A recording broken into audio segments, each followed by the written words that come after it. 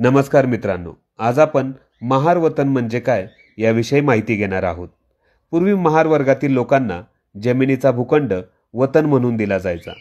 त्या बदल्यात महार वर्गातील लोकांनी पिढ्यानपिढ्या शासनाची सेवा करायची होती। परंतु काही काळाने महार वतन शासनाद्वारा खालसा करण्यात आली। त्यानंतर शासनाने त्या जमिनी मूळ वतनदारांना रिग्रँड करून देण्यात आल्या। त्या बदल्यात मूळ वतनदारांकडून 3 पट शेतसारा असा नजराना घेण्यात आला। परंतु जरी वतनाची जमीन रिग्रँड करून वतनदारांना देण्यात आली तरी त्यांचा इनडायरेक्ट होल्ड हा शासनाकडे होता, कारण गावातील काही मातब्बर लोकांची नजर या जमिनींवर होती। खूप काही लोकांनी महार वतनाच्या जमिनी सर्रासपणे विकल्या। जर तुमच्या पूर्वजांना फसवून शासनाचे नियम डावलून या जमिनींचा व्यवहार कोणी केला असेल तर तुम्ही न्यायालयात दाद मागू शकता। ही माहिती आवडली असेल तर व्हिडिओ शेअर करा, लाईक करा आणि फॉलो करा। धन्यवाद।